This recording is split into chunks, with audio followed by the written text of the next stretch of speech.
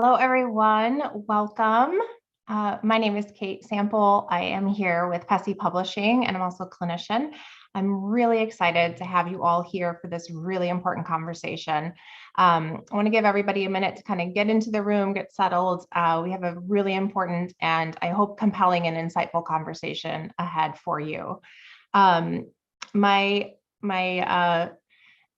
co-speaker here, I guess I could say our speaker today is Lambers Fisher. He is a licensed marriage and family therapist, a clinical supervisor, an instructor, a nationwide trainer, and now author of our first book with him, Diversity in Clinical Practice, which is a practical and shame-free guide to reducing cultural offenses and repairing cross-cultural relationships.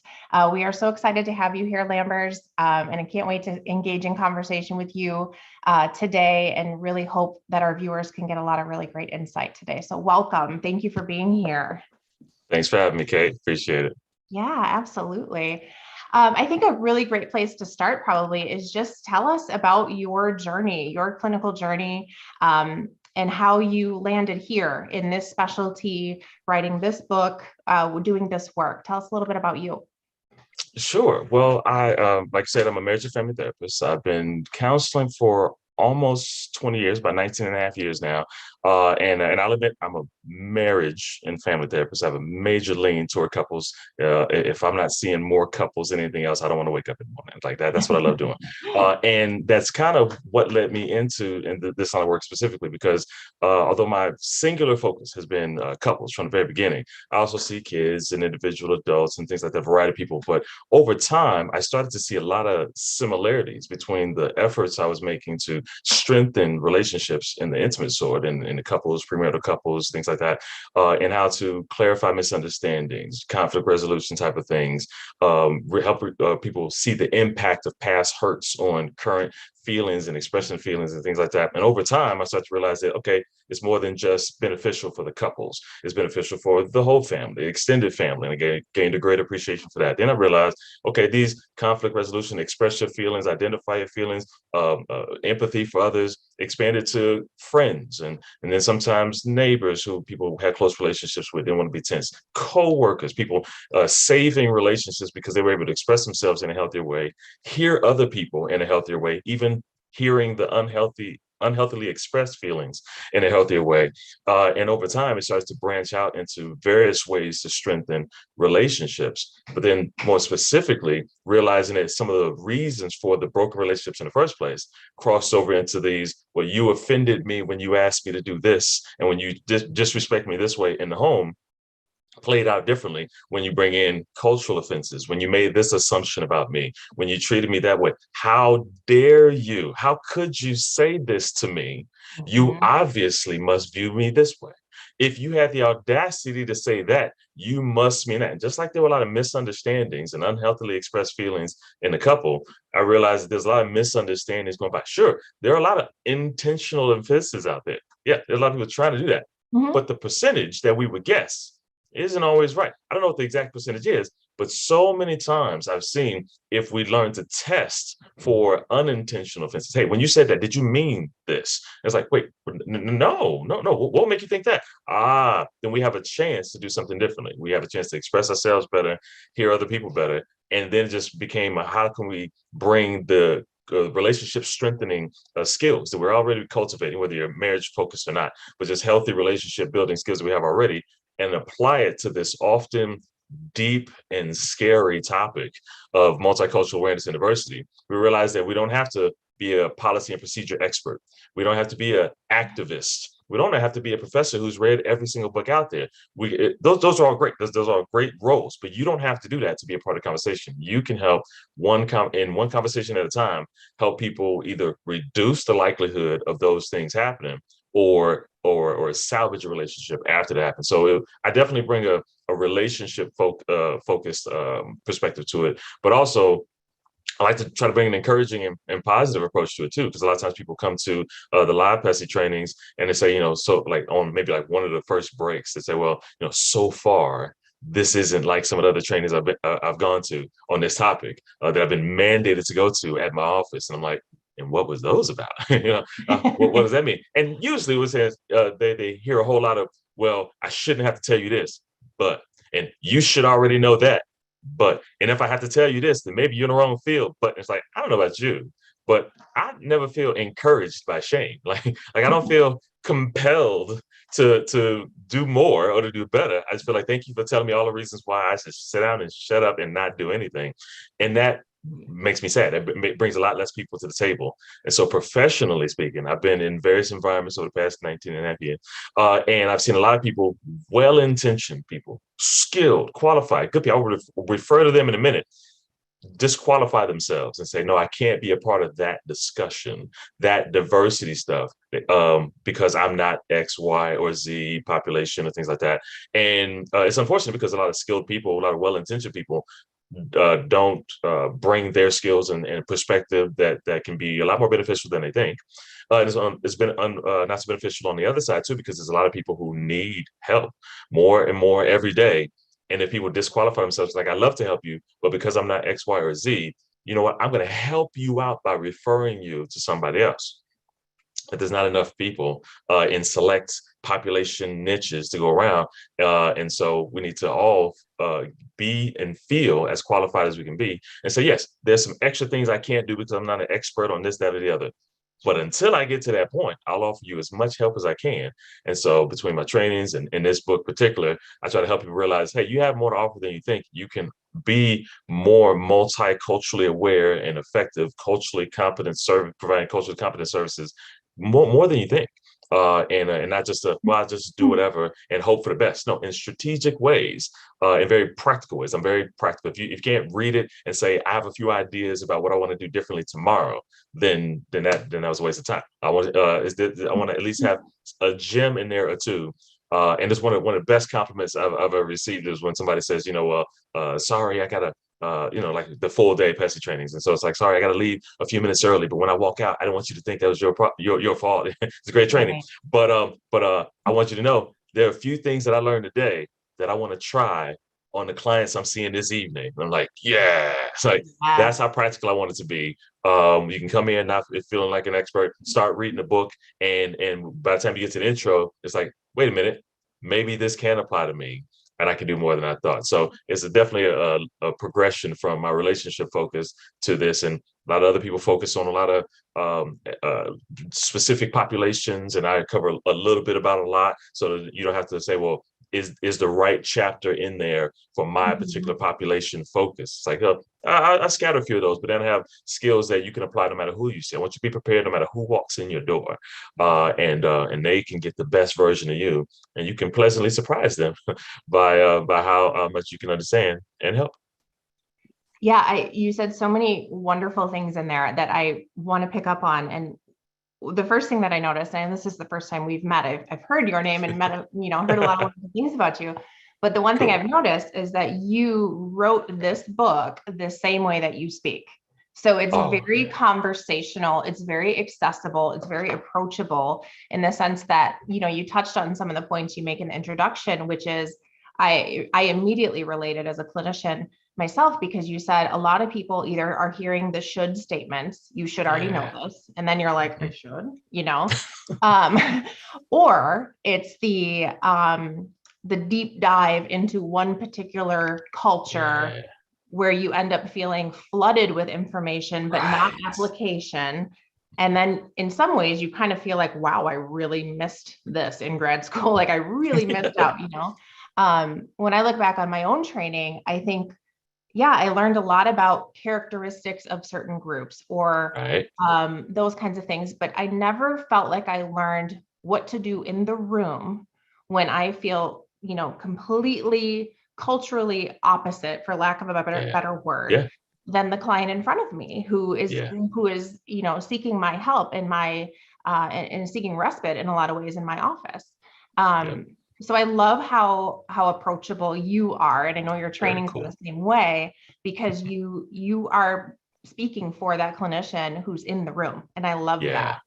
And when we talk about diversity, I know this is an important point we both wanted to make at the beginning here is that we're not just talking about racial or ethnic diversity. We're talking about all different types of cultures. Can you speak a little more to that and kind of what you address or what you encompass in your work? Yeah, no, and it's very, very clear. A lot of times, again, one of the things that kind of separates this from a lot of the offerings out there that I didn't want to duplicate is that some trainings focus on a lot of black-white contrasts specifically, and it's like, well, there's a lot more other ethnic groups out there, but then more specifically, there's a lot more ways you can be diverse than just ethnicity. One of the things I talk about is highlighting one of the many kind of diversity wheels that are out there. Just a nice little visual that remind us that diversity is more than just ethnicity.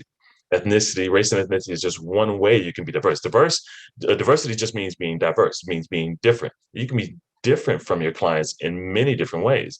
And so when we realize that, I mean, we talk about like intersectionality, a word that gets thrown around a lot, but just the realization that you can have an identity, a racial, ethnic identity, gender, sexual orientation, religion, socioeconomic status, political views, faith views. I mean, and the list just keeps on going. It's not really about the exhaustiveness of the list, as opposed to what's important to you. What's important to you as far as how you see yourself. What's important to you may be different than what's important to somebody else. And just taking the time to explore, who do I feel that I am? Not because labels are important, just label us on our forehead and you're those three things, but recognizing that we all have many things. Yes, you're a certain ethnicity and certain gender. You can keep on going down the list, but then how do you rank which of those is more important to you? You can have one thing in common with another person, but for you, that's the most important thing about you. And for them, it's the fifth most important thing about them. Does that mean that you're still just as similar? Which means that our tendency to refer to somebody else, it's like, oh, you're of this ethnicity, I'm gonna help you out. We have somebody who I can refer you to who shares that same trait. It's like, okay, that's great, but I need help with depression. I heard you were good with depression. I don't need the person who shares this trait with me. I need somebody who's skilled in the need that I have. So yeah, that might be something we can overcome, but I can explain to you some things about that.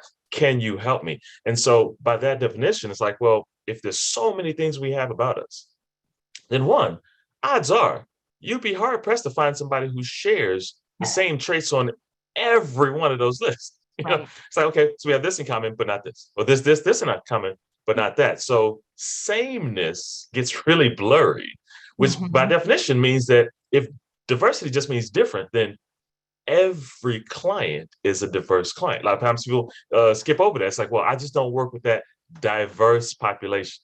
And what they say, well-intentioned, is I don't have a significant percentage of people from the particular ethnic minority in my region. Now that I don't focus on that. I don't know a second language, and I don't focus on that population. Yes, but every client you see, even if you have one main thing in common, gender or skin tone or something like that, you still have so many things that are different, which means every client you see is diverse. And so I kind of focus less on one particular group or five particular groups, as much as how to navigate differences, how to navigate diversity in various different ways, using the skills we already have to say, no matter who walks in your door, you can have this split self and say, part of me says, oh, this is going to be different.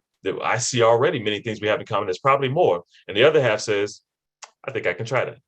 Not just try haphazardly, but I know enough to start off well and learn more as I go.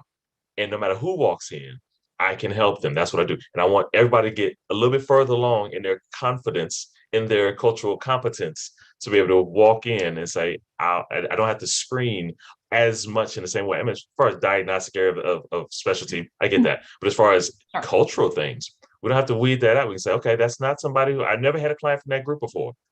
But I know what to do. I know what to start off, and I know enough to know what I know and learn more as I go.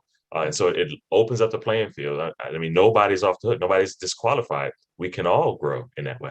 Right. A question came up here. I just want to, it's kind of on topic here. You are using the word cultural competence, right? And we can kind of dive into that a little bit more. And the kind of the difference between cultural competence versus cultural humility. And this person is saying, Maria, thank you for the question, Maria Gabriella. In my mind, we can't be culturally competent as there are so many cultures, and culture is all about life. Can you speak a little bit to that, to the difference? Because I see this is one that's popular here. Yes, yes, and to a certain degree, I've been a part of a lot of healthy and sometimes unhealthy conversations where I'm trying to keep it on the healthy side, Yeah. where it almost turns into a debate.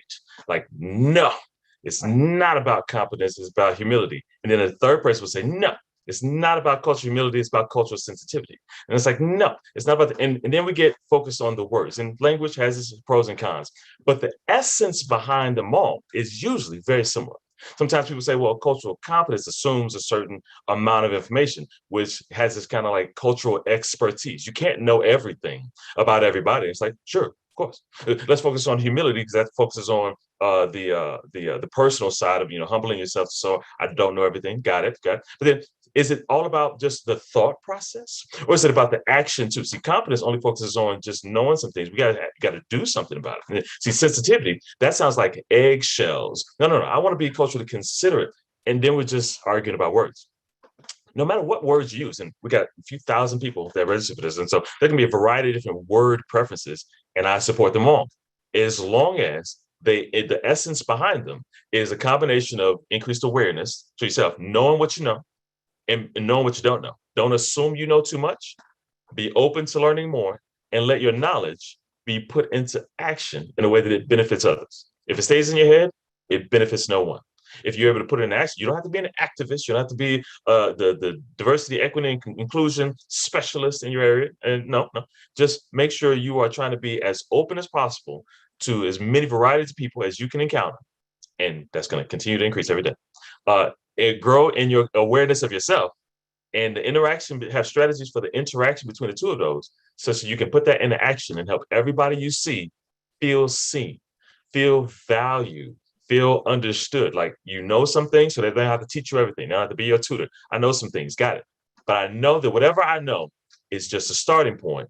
You can tell me how much of that applies to you and how much of that doesn't. But I don't want you to, and that's what that balance is. So I am a fan of the conversation. I won't, I don't support debates because I agree with you too much. Like people say when I have this might be a debate. It's like, no, it won't be a debate. Not because I argue with you, because I'll bring up a counterpoint after I agree with your point to show the value in both. So most of those conversations tend to be strong preferences about, well, whenever I hear that word, this word or that word used, it usually leaves out something that's important to me. I was like, sure. But I see the essence in all of them. So yeah, you keep your preferences. And if you keep that balance, everybody wins. Right, right. So much of what you are talking about is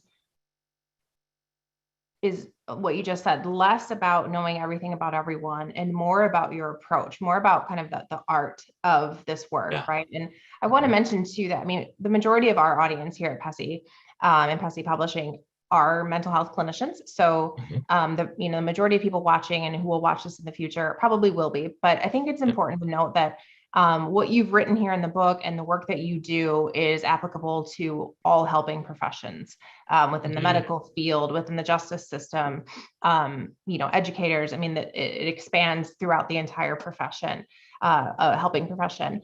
And what you talk about is more the art, right? It's more the engagement and willingness and openness, and it's kind of changing your mindset. And you talk about that in the book. Is it's less about shaming yourself for not knowing everything and more about how you show up with your client or patient. Exactly. What are your kind of, I'm kind of going off course here just because this is where the conversation is, but what are your kind of go-to or recommended questions when you meet a new client that you're not feeling as you're feeling a little unsure, you might be a little fearful that you're going to mess something up? I mean, how do you supervise clinicians, and what do you recommend to kind of overcome or just work through that? A lot of times I do supervise either practicum and internship students at the very beginning, or aspiring licensees on their many thousands of hours journey to a licensure. One of the things that comes up early on, because sometimes people teach this from the very beginning in class in very contrasting ways. The main question of, well, if you have your first session with a new client, and you see right off the bat at the very beginning, we're from a different ethnicity, or we're a huge age difference, or a different gender. Do you lead in with that, or do you not lead in with that? And there's a lot of logic and recommendations on both sides that I think has merit. I personally lean toward not until I have a reason to. Now that there's contrast, it's not a not period. It's not until I have a reason to. I lean toward not because sometimes, again, personal preference, but I've seen it and I've seen it beneficial in a lot of different ways. Sometimes if you go into it too strong, then someone's like, "Hi, nice to meet you. First, by the way, I recognize that we're different ethnicities. If that's an issue for you, it's okay." And it's like, and the other person's like, "Yeah, I'm good. You don't want to seem uncomfortable with this." And so, if you have an art, you have a finesse way of doing it that makes it nice and easy and casual. Great, do it.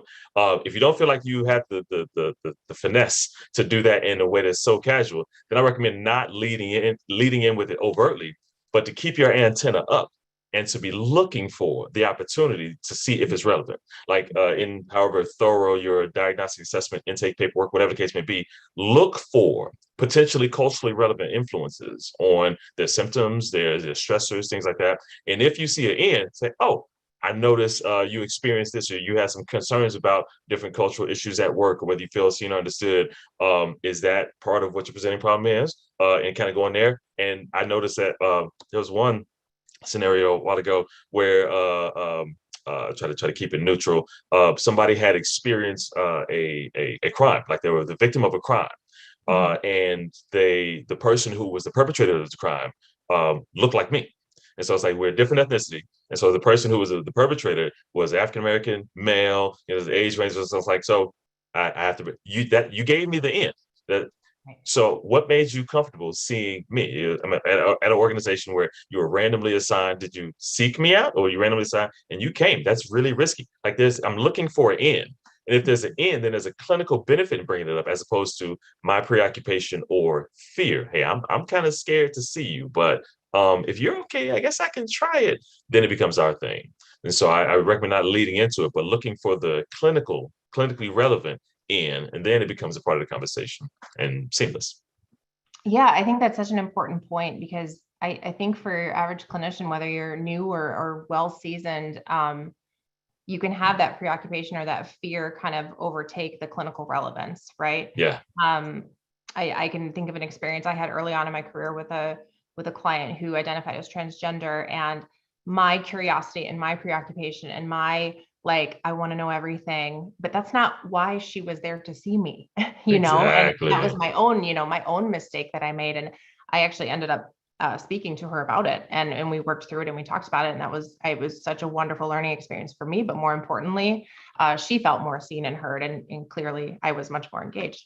So I think that's really important to just, it's kind of like, in a release of information where it's like, yeah, I can disclose it, but should I, and it's kind of that same judgment call where it's like, is this my stuff or is this, for the client? Who's this for? Right. And who's this for, this work that I'm doing?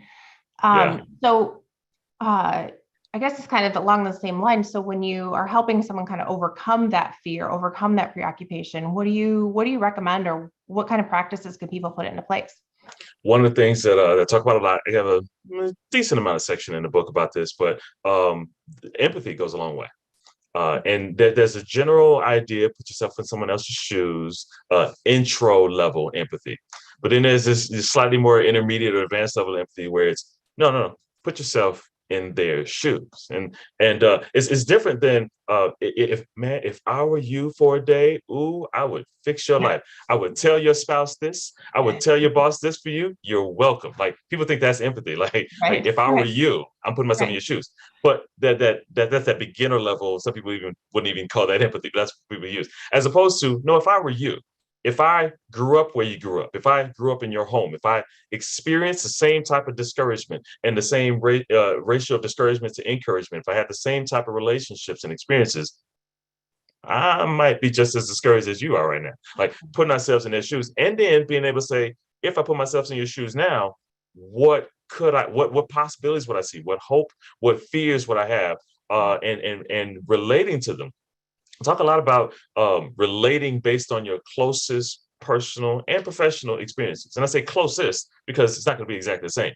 But we cultivate this on a broader scale a lot. Your client may have lost the closest person to them, lost altogether, and you may not have lost the closest person to you, but you may have lost someone, maybe an extended family member or somebody not that far away or a friend or something like that, you can use that closest personal or professional experience to get close. It's like, okay, well, I haven't experienced that exactly, but some people who've gone through what you experienced, me included, have gone through this, and when they did, they felt this. They wrestled with that. They were considering this. They were hoping somebody else would say that. Is that close to what you've been experiencing?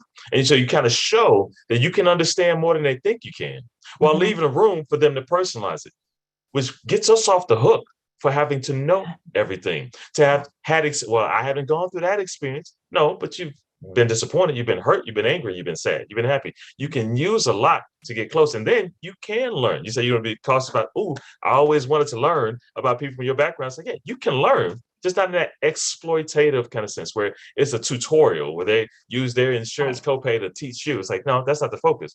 But you can acknowledge that you don't know everything. But as long as you still stay the supportive authority in the room, I know enough to help you. If I learn more along the way, bonus, but that's not your responsibility. And I'm not going to skew that. And so you can help them along the way by cultivating that professional empathy. And once you realize that, along with the vast diversity wheel of possibilities, you can realize, well, when you encounter that person, you feel that fear because we have this one main thing that's different. Remind yourself of all the other ways that you have something in common with your client. Remember, it's not zero. I've yet to meet the person who has everything in common with their client. Like you may have some important things, but not every single thing. Yeah. And I've yet to meet the person who has found a client who has zero, absolutely zero things in common. It may be small, but even if it's small, you hold on to it for dear life, Right. and you relate Right. to it. Let that fear calm down and say, I have something to build upon. And the professional skill comes in is keeping all of that inside and say, I'm gonna Right. hold on to that and say, now how can I help you? And when they walk out the door, you say, whew, and I look forward to next time because I'm gonna even build upon it. And it's not winging it, it's not just being a professional, no, it's strategic personal growth as well as client support. Absolutely. And I love the idea of just kind of finding that one thing. So Yeah, often in therapy, and really any profession, any helping profession, you're looking for that window, right? You're looking for that window of where you can connect. yeah, And I think what I took from what you just said is that it's really no different than, I don't know, relating to someone's anxiety or relating to someone's trauma experience to say, right, no, I haven't experienced exactly what you have, but I've experienced something similar. Or if I were to experience that, I might feel this way. And I yes, think, at least for me, I'm learning right now, like, I don't think we always take in that cultural piece of, we right, look at diagnosis, we look at symptoms, we look at, but we don't yes. always pull that piece in. So I love how you framed that as you would do the exact same clinical work, you just doing it Yeah. around this topic as opposed to, a specific symptom or disorder. Yeah. Exactly. I mean, a lot of times you talk about, big social justice things or Mhm. affirmative action considerations at work. See, I'm not from one of those ethnic minority populations. I've never had to worry about that. It's like, well, no. But have you ever had a situation on the job where you felt taken for granted? You felt like you did a job and it didn't get the recognition you thought it did. You wanted to express yourself, but you didn't feel as though your voice was heard as much as somebody else for various reasons. Right. Take that as a starting point and say, oh, I never considered that. I might feel unseen, not just because of somebody else did a different job or more flashy job or whatever, but just based on ethnicity differences or gender differences or ability versus disability differences. That whole conversation where various different ways in which I might not feel seen, valued, and heard, and I feel like it was done on purpose. I feel discounted. I feel minimized. Like I'm trying to get my voice heard, and I'm not. It's like I can relate to that. Right. It's not about self-disclosure again, but it's like I can understand. It's like, well, you can't Yeah. understand. You never been through that. It's like, well, I may not have been through that exact same scenario, but I can imagine that some people who've gone through what you've experienced might feel this, might feel stressed with it. You're pulling on that closest experience, and then you're expanding upon it. You're building upon it, and is that close to what you're Love feeling? that. You give them a chance to personalize.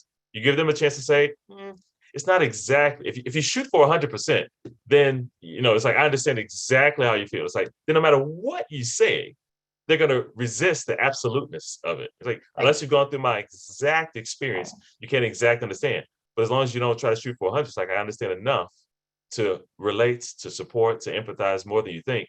Right. Then it becomes less of an issue. Then we get back to all the other skills you know how to do.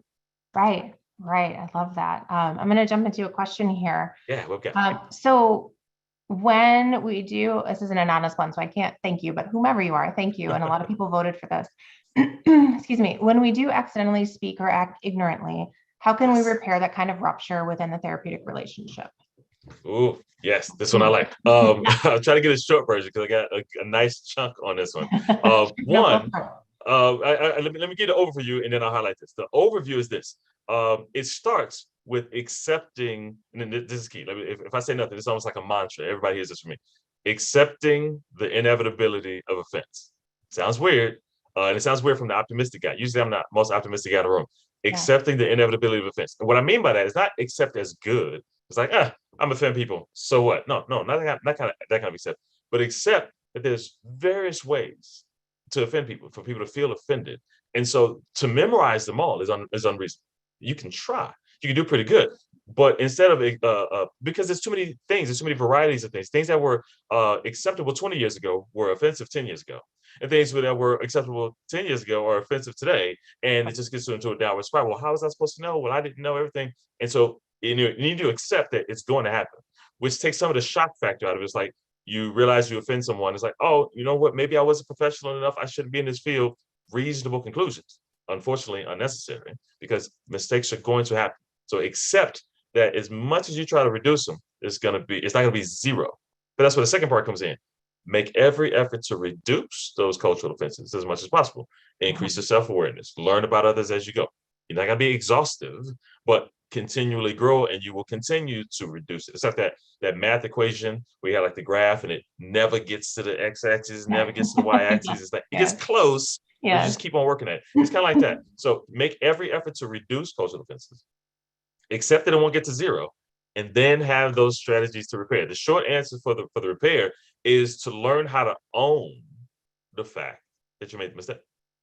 A lot of times this one is kind of tricky because a lot of times people think, well, if I do that, then won't I demote myself as the professional in the room? I say, Nope. I'm sorry, I didn't mean to say that. I mean, if you can just forgive me, I didn't mean to do. Then we lower ourselves, and then all of a sudden they don't see us as a secure person who can help them because we took on too much, as opposed to one seeing it. Thank you for letting me know.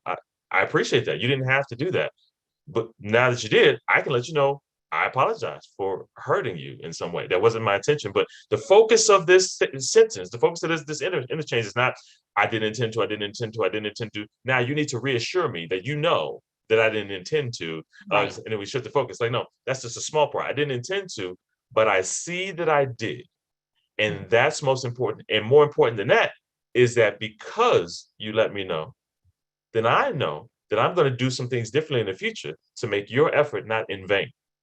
Because really, the point, if you realize, which gets to the core of it, any verbal or nonverbal, assertive or passive expression of offense is really a hope for a better future.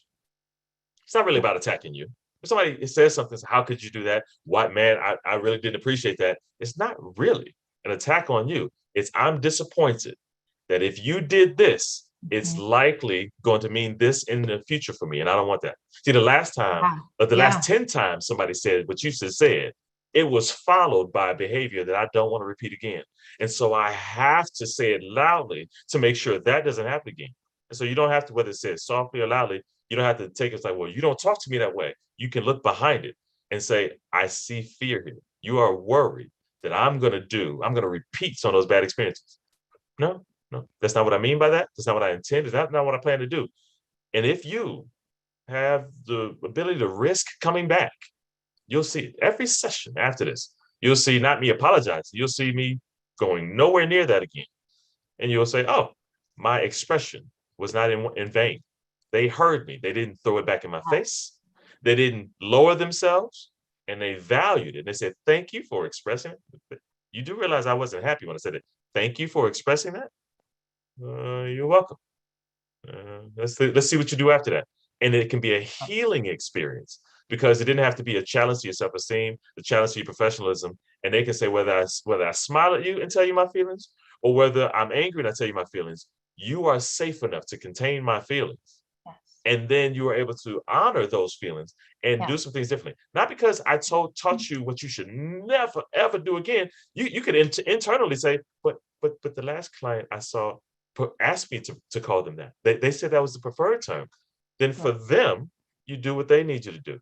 And for this person, you do differently. There's no hypocrisy there. This person is saying the last 10 times I heard that, it was followed by this. I could care less what that person wants you to say. I'm Right. afraid of this. Reassure me that you are not the threat that I fear you are right now. Right. You can do that. Not only do you get past this moment, you repair this moment, and you almost strengthen the relationship Yeah. further than it was before because you had a moment that secures their ability to trust you. So it turns a scary moment into almost, I'm glad that happened because our future relationship is stronger. There's more trust. They feel more seen.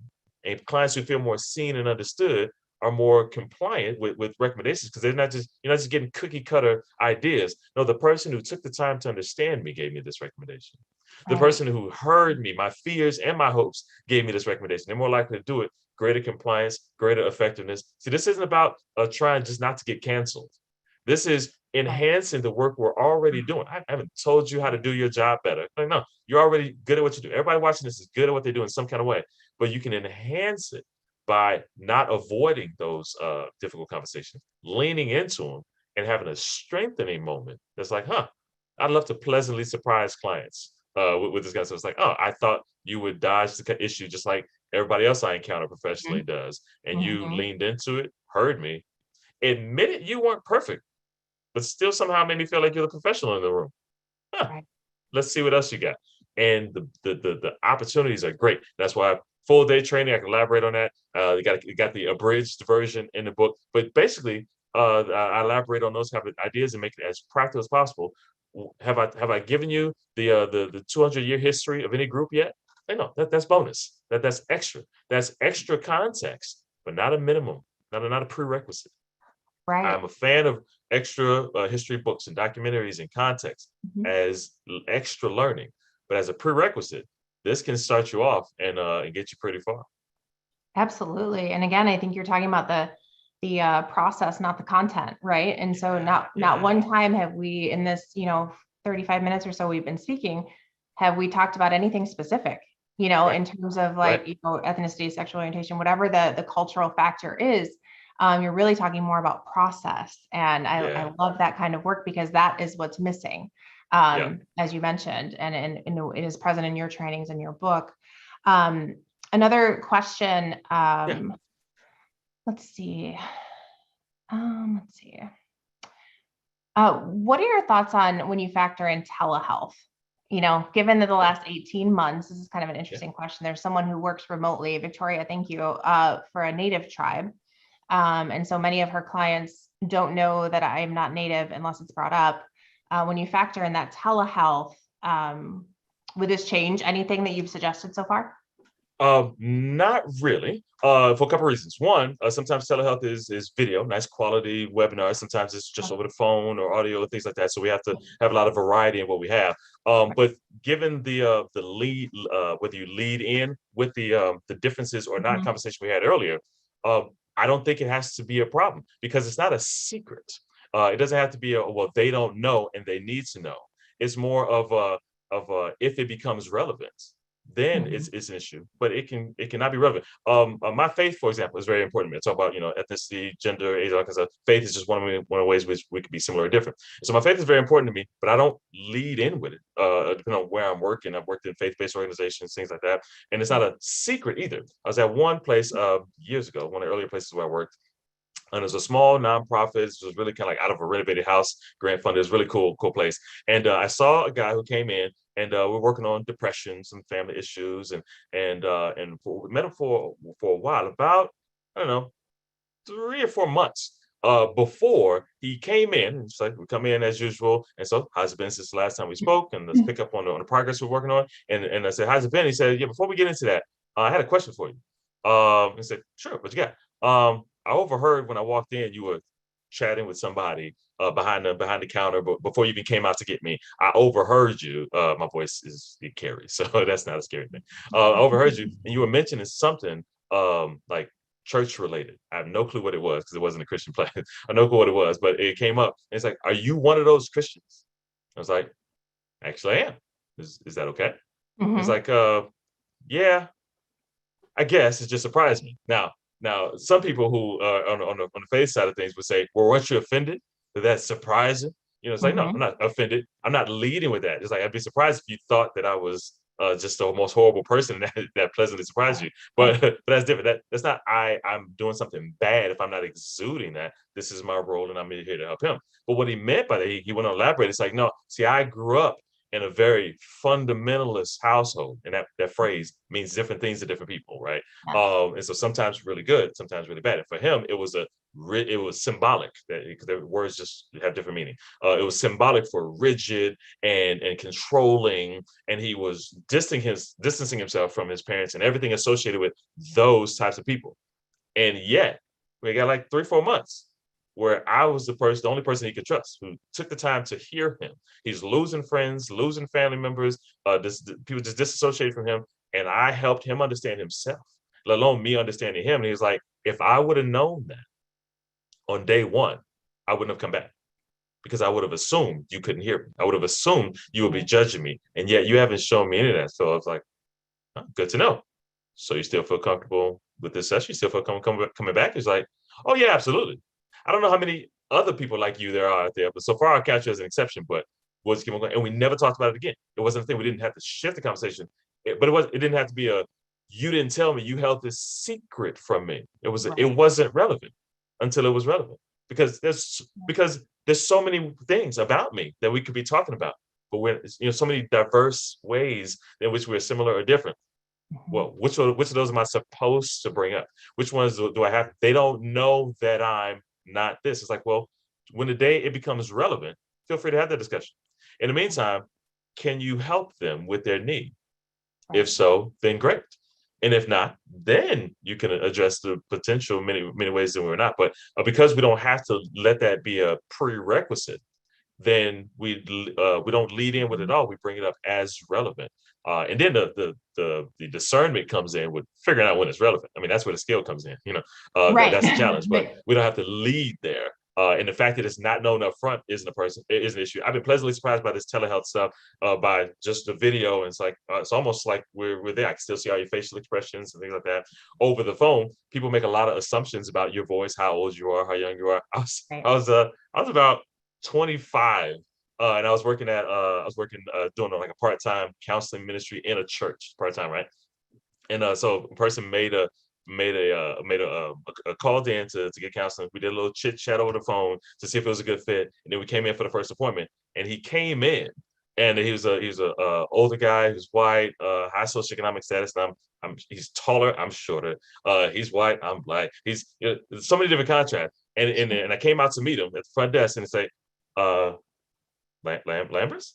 It's like, yep, that's me. That's me. You ready to go back? It's like, yeah. And the first thing he said was, yeah, you're not who I thought you were gonna be. It's like, what is that? It's like, well, I hope you're not offended by this, but you sounded like an old white guy on the phone. And I was like, what? I, I don't know how I should take that. It's like, no. I don't mean anything. You sound really mature and you sound really wise, and I felt really comfortable talking to you. And I didn't expect you to be a young African American male. You sound like old. And so I was like, oh, okay, nice save, nice save. Yeah. Right. Right. uh, but again, I knew what he meant by that. But the idea is like it wasn't what he thought. But what was relevant is he heard what he needed to hear to feel supported. Right. And I said, I think I can go and have an appointment with this guy. And if you can do that, telehealth versus video, phone, if you offer benefit, then whether you are what they think you are, you share the trait they think matters the most or not, then they can be pleasantly surprised and say, yeah, you're not like what I thought, but you can help me. And that's what's most important. Yeah, absolutely. Absolutely. I certainly ran into the age issue from time to time when I was in my 20s, that's for sure. Yeah. At the time, I had the blessing and the curse of looking much younger than I actually was. So Uh, it was, I always had to kind of clarify that but usually it was like, does it really matter if you're finding value? And to your point, are you finding benefit? That yeah.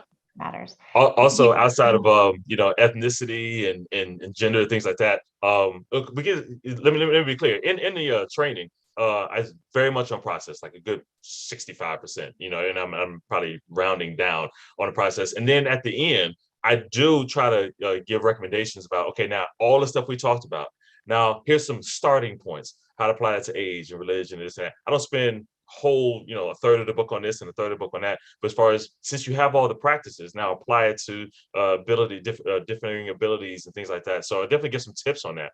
But it's after you got the foundation. So much so that I've had people who, other trainers who do a whole day training on working with this population, say, go to Lambert's training first and then come to mine.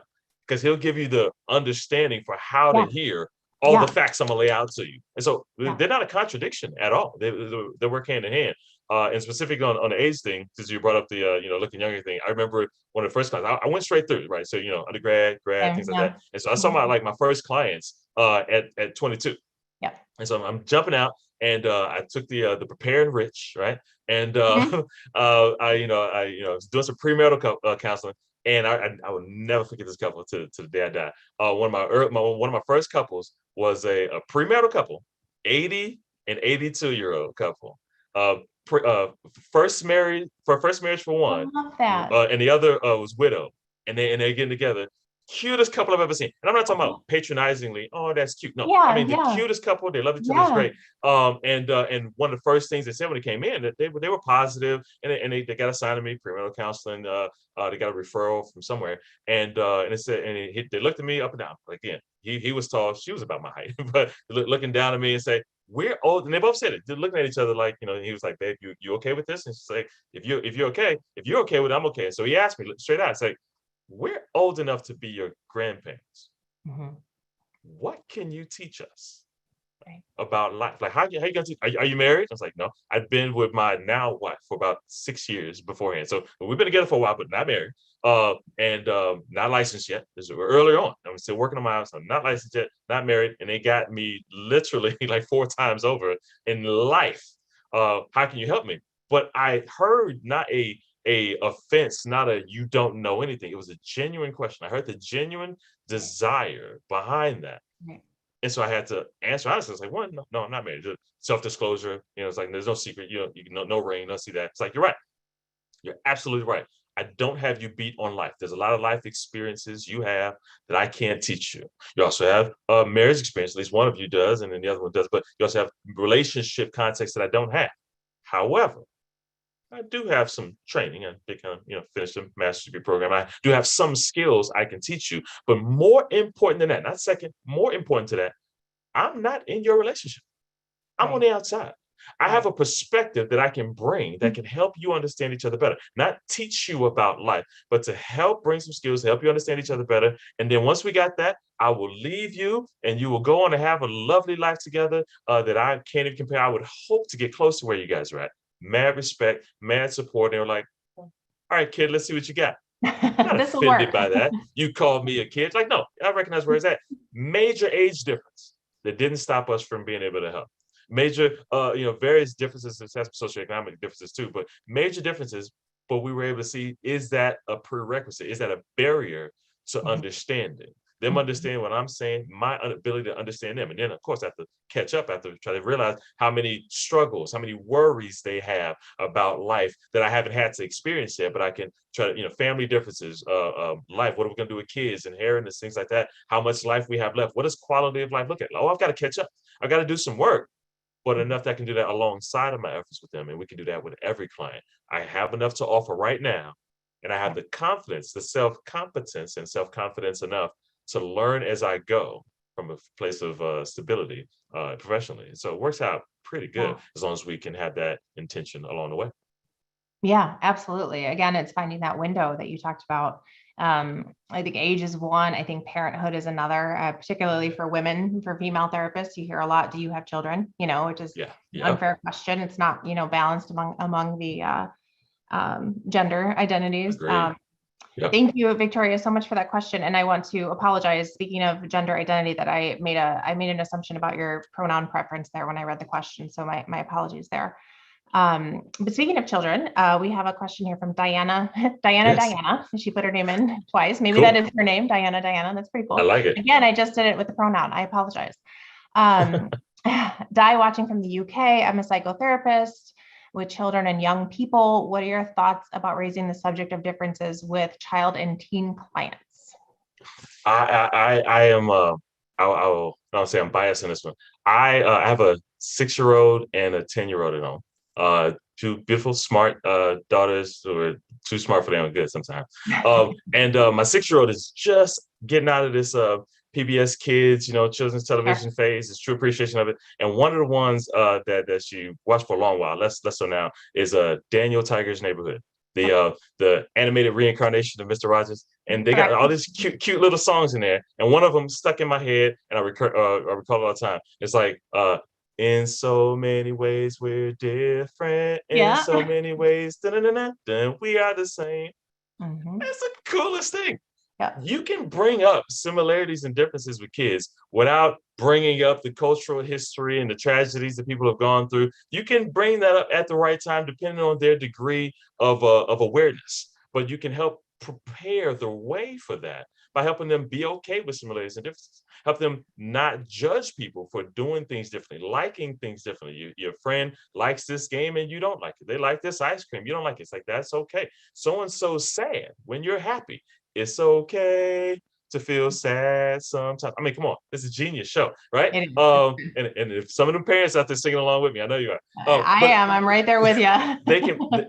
we can pave the way for the healthy coping with differences, healthy expression of feelings, understanding yourself without necessarily have to doing the hard things. And sometimes the hard things come up. But just like I said with the self-disclosure, just like I said with leading into things, sometimes it is appropriate to have the serious conversation, because sometimes they're experiencing things before you want to. It's almost like saying, well, we shouldn't be having, it's a lot of debates and stuff going on. And I like to say, I bring up both sides of any controversy. It's like, on one hand, I get it. We don't want to scare kids into having to deal with things beyond their maturity level. Sure. Why we don't need to bring them into that. Totally get it. Totally understand. On the other side, are we accurately assessing where their maturity level is? Mhm. Because to a certain degree, it's almost like, when do we talk to kids about sex? Well, I didn't know until this age, and this age is too early, and this age is too late. And then we realize when we get to that ideal time, the kids say, "Yeah, we already knew that." Wait, what? Yeah, we heard some things. We found they, regardless of where they heard it from, that's just exploration of every kid that's different. They Right. were curious early. And so the usual answer from the professionals out there who do this a lot more than I do is, when do you talk to kids about sex? When they're ready. Right. And every kid is different. If you have kids who are siblings in the same house, they can be different. As when they show a desire, not just curiosity. Oh, I can trick you and answer this question I saw on TV. No, when they show a genuine curiosity in a way that you deem, and you as a parent or you as a therapist who are helping the parents deem as they need to know something, and then you start off with a little bit. You don't just throw everything at them. You start with a little bit and you graduate to more. And that's where this diversity issue is what you start off with: the basic skills of coping, expressing your feelings, Right. accepting differences as okay. But then if Right. you get a kid who witnessed social justice tragedy, and they say, but let's not talk about that. They're already talking about that in their mind. They have a lot of questions, and they can contribute to a lot of fears. We need to address where they're at. I'm not saying just automatically tell everybody everything, but if you have certain times it's one kid who has experienced one thing, sometimes it's a neighborhood, sometimes it's a whole school, sometimes it's family members. I haven't gone through, me, 6-year-old, haven't gone through anything, haven't witnessed anything, but I have a close family member, a parent, an uncle, a aunt who had a tragedy that rocked the whole family. But let's keep that off to the side. It's like, you got to tell the kids something. Right. What you tell them, that's up to between you and the parents to help figure out and help finesse that. But I don't want us as professionals to be afraid to have the conversation, for one, and two, to say, let's just keep them in the dark as much as possible, because they're not in the dark as much as you think No. they are. If Right. if experiences have exposed them, so I totally get not trying to give them put on kids more than they can bear, but are we doing our best to accurately discern how much they are already bearing? Not how much they can bear, like we're gonna try, like putting weight on them and say, can you handle it? Can you handle it? Can you handle it? No, it's about not putting it on them.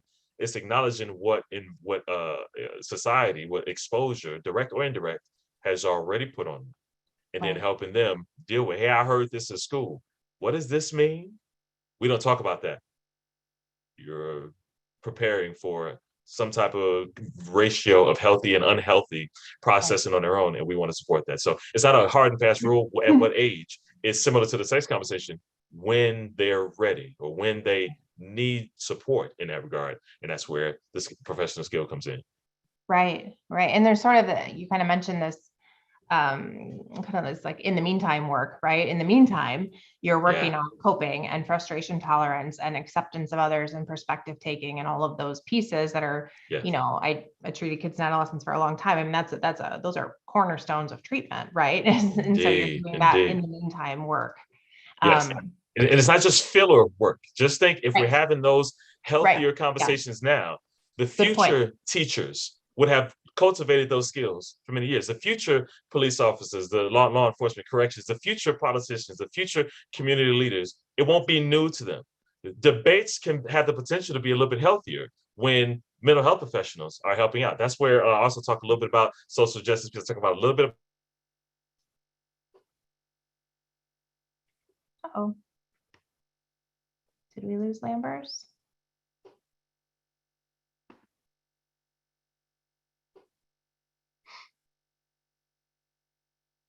I think we are a little frozen here. Is he back? I can see you. You see me? Oh, yep. Okay, we're good. Okay. Yeah, somebody just joked. I hope my compliment didn't do that. No. Somebody paid you a compliment and then you froze. Just couldn't handle it. No, it's just the idea that oftentimes advocacy doesn't always mean what we think it means. Sometimes it's a matter of, well, I'm a little bit introverted. I just do what I do in the privacy of my therapy room. I'm not one of those activists out protesting. It's like, yes, but advocacy doesn't necessarily only mean that. Every teacher who you have the opportunity to help broaden their perspective on different views, you are advocating for every one of their students who you will never see, because you're. Love that. Oh no, we're losing him again, unfortunately. With every law enforcement officer, with every politician who you happen to have as a client on any particular presenting problem, you are helping them cope better with varying views, cope better with people who view differently, and you are equipping the people in the next debate to debate healthily without ever having to go to debate, because we're contributing. Every client you see, every client is a diverse client, and every client you see can impact their family, can impact their community, one relationship at a time. And so we're doing that work. Yes. Let's hope he comes back. I'm not sure if I'm the one that's frozen. He's frozen for me. Let's see how we can. Are you there? His internet is a little spotty. Oh, okay. That's weird. I see you guys clearly, so it's clear. That's just to say we can advocate for as many people as possible without a particular message, without a particular agenda. We're promoting healthy interactions, conflict resolution in ways that contribute to those healthy cross-cultural interactions. They don't have to be fear of offenses. You can say, hey, what if I offend? I got a plan for that. What if I don't know everything? I know enough, and I'm gonna keep on learning. Well, what if they're cautious about something? Then what better place than with a helping professional, a mental health professional, behavioral health professional in some kind of way, than to provide a safe place to share that. And whether it be through PESI or different other trainings, I've done the same content and provided the same book for principals who say, hey, can you talk to my teachers? We're diffusing a lot of things in schools. Hey, can you bring this to my community organization? I've done this for restaurant professionals, because when the managers will say, I need you to help my team be able to make every customer feel valued and seen despite differences. Like, the rules apply. As behavioral health professionals, as mental health professionals, we get a head start because we got a lot of these skills already. Right. But in general, they can be applied no matter what. And no matter, and it's not about the minimum standard of cultural differences. No matter who walks in, you don't have to say, well, oh, nice to meet you, but you weren't one of the chapters in the diversity book I read. Right. We don't have to stop there. We can say, I know enough, and then I'll learn more as I go. Yeah, I think this is a great way to kind of close this session, because we kind of started with couples and went to the the macro, and now we're kind of coming back down that you can use these skills everywhere. They're universal skills, and it is process over content. That is kind of my takeaway here, is that it's the art, it's the mindset, it's the process, and knowing that you can, in fact, affect change while, learning about yourself, while effectively treating clients or patients or whomever you're working with. This has been such a wonderful conversation. Thank you so much for being here. There's tons of questions. I wish that we could get to them all. You are getting tons of positive feedback of people who are just loving what you're saying, really valuable tools. Susan earlier mentioned like the positive ripples in a pond is kind of what you were talking about in terms of the advocacy work. I thought that was a nice way to put that. So tons of gratitude coming through here. Thank you. Thank you. Much appreciated. Yes, please take a look, and if you're interested in a new guide for this work, Lambers's book is phenomenal. We are running a special. I think they have put that in the chat for you with free shipping and 20% off with a promo code. The PESI team will post that for you once we Lambers and I go dark here. But thank you so much, Lambers. It was so lovely meeting you, and I loved this conversation. Thank you for doing the work that you do. Nice. Thanks for having me. It was a great conversation. I hope everybody found a gem or two even in here, whether they get the book or not. And if it's worth on their bookshelf, it's a lot more gems in there. And you can do the subtle, hey, I got this book for you as a gift. Somebody's like, I got some things in here you might benefit from. It's that practical. And so hopefully everybody can benefit their clients. Absolutely. Thank you so much, everybody, for being here. We appreciate it.